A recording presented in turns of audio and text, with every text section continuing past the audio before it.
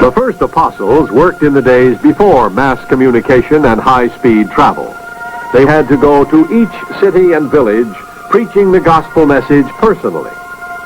They went on foot, by horseback, or by sailboat.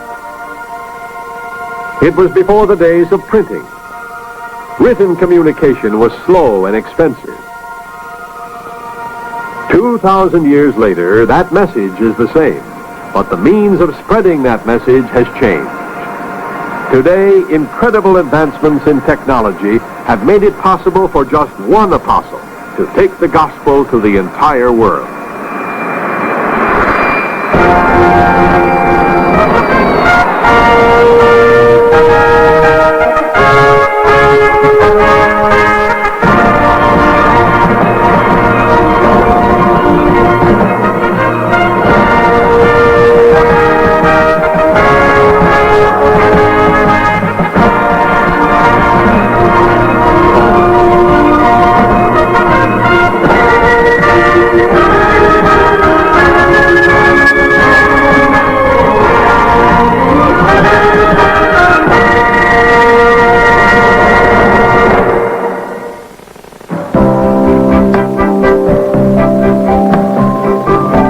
Time phase of the work of God began in 1934.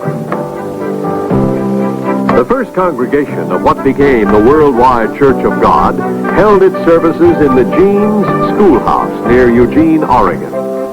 In his autobiography, Mr. Armstrong tells how he organized a three-point plan to reach the world with the gospel of the kingdom of God.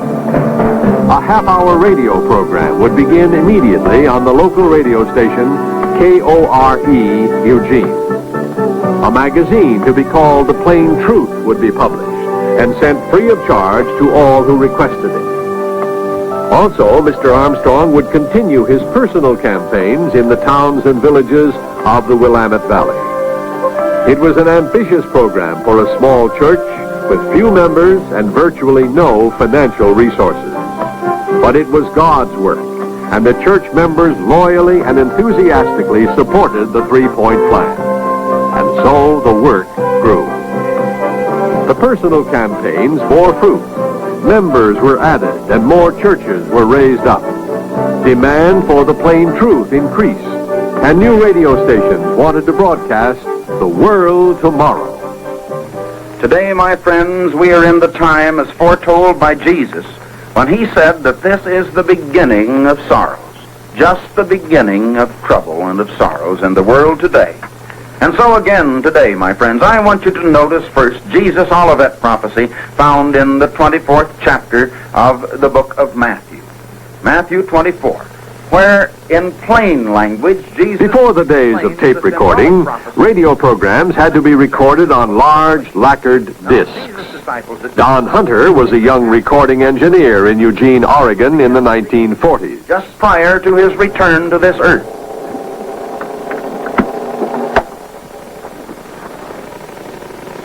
Well, it's been many years since I've cut a radio transcription disc. We've set up this equipment here in my home studio to recreate the studio as it was when I used to record Herbert Armstrong back in the 1940s. The transcription discs that we use cost me anywhere from $1.75 to $2.50. And that was quite a bit in those days. And I charged about the same amount for making a 15-minute transcription. So I think I used to charge him $5 a program, and I was happy, and it was quite a strain on anyone's budget to pay $5 for a program in those days. We began to make more and more of these, and he started using them on other stations than KORE, the original station here, stations in other cities. And he said, this is going to grow. It's going to go all over the country. Well, I didn't know about that, but it did. And I remember he went to KFI and KSL and some Midwest stations, and to where I was making transcriptions for him on a regular basis. When Mr. Armstrong started his radio ministry, he had to be present at every broadcast that he made. When he started using transcriptions, he could multiply himself by several times over. And from that beginning with transcriptions, you can see what it's come to today, where one man can multiply himself all over the entire world and carry the message to the entire world. It's really an advance in technology that's unbelievable. We couldn't have dreamed that this was, I couldn't have dreamed that this was possible when we first started making recordings. Today, in the modern radio production studios in this building in Pasadena, high-speed tape duplicating equipment is used. Quality recordings of the world tomorrow can be made at 8 times normal broadcast speed. Mr. Armstrong needs only to record the program once.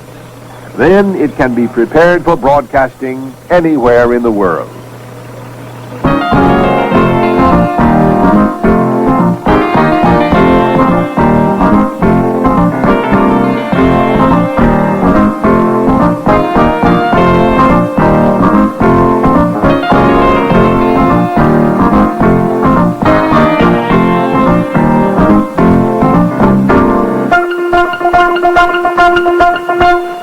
Okay, we're going to go for it, Art.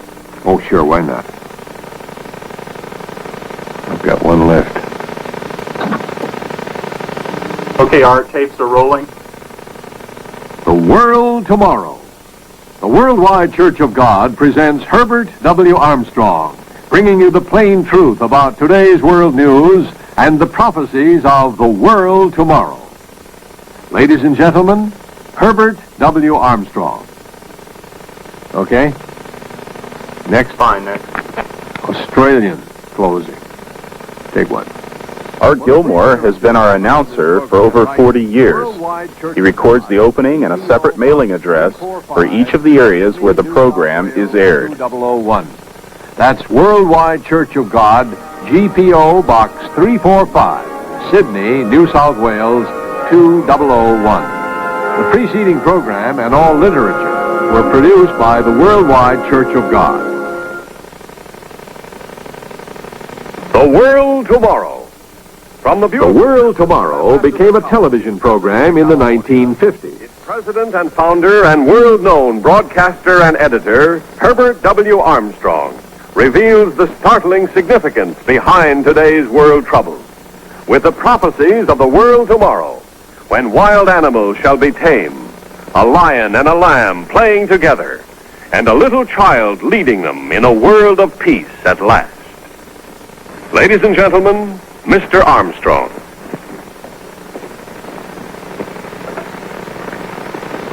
Well, greeting, friends. The real significance behind today's world disturbances is simply this, that we're now near world peace, believe it or not.